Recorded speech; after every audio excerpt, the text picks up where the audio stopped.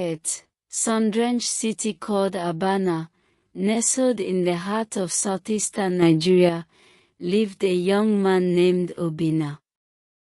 Born into a family of farmers, Obinna was known throughout the city for his restless spirit and ambitious dreams.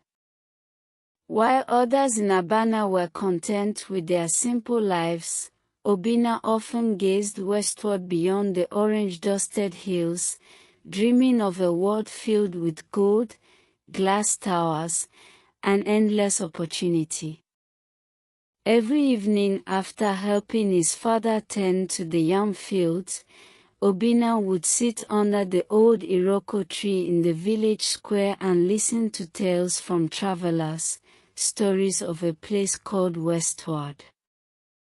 No one quite knew where Westword was. Some said it was across the great river. Others swore it was beyond the desert, hidden behind cities that never slept. What they all agreed on was this: those who found it, found fortune.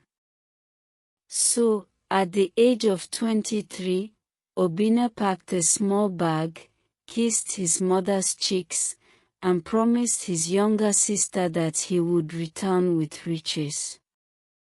With the blessings of the village elders and his heart full of hope, he set off westward, leaving Obinna behind. Obinna's journey was not an easy one. He crossed rivers with nothing but wooden canoes, trekked through forests thick with snakes and stories of spirits, and worked odd jobs in unfamiliar towns just to survive. He labored in cocoa plantations, hauled bricks on construction sites, and swept floors in roadside restaurants, all while saving every kobo. Months turned into years. He arrived at a sprawling city that matched the whispers of Westword. It buzzed with life, money flowed through the streets, and cars moved like fish in a river. But Westword was not kind. It tested Obinna's patience, dignity, and strength. There were days he went hungry. Days he slept on benches. Days he questioned why he left the peaceful beauty of Obinna. But he never gave up. He learned to fix phones, then open a roadside stall. That stall became a shop. That shop became two.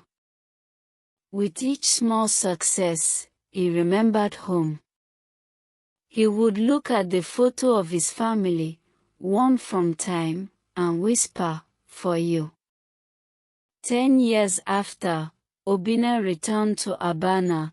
His heart was full, not just with the hope of building schools or helping his people, but also with a new personal dream: to find a bride who would walk life's path with him.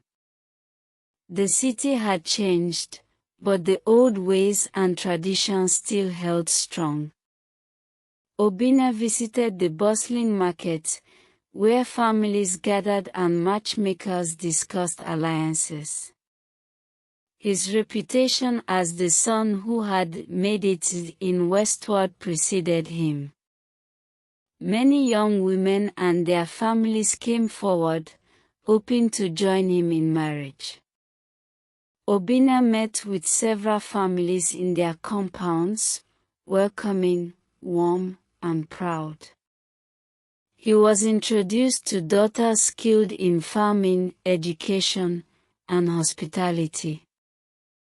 But more than status or beauty, Obinna searched for someone with wisdom, kindness, and strength, qualities that had carried him through his journey.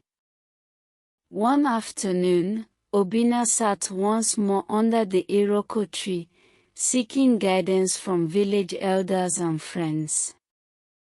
They reminded him that marriage was a partnership rooted in respect, shared vision, and community. Find a bride who loves Obinna and your dreams equally, they said. At the annual Obinna Festival, vibrant with music, dance, and storytelling, Obinna met Adis, a teacher who had stayed to nurture the village's children. Her laughter was bright, her spirit fierce, and her heart as grounded as the Iroko tree itself.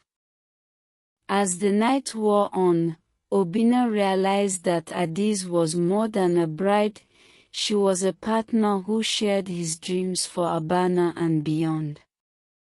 With blessings from both families, Obinna proposed to Adis under the stars. Together, they dreamed of a future where they would build not just a home, but a legacy of hope, education, and love for Obinna.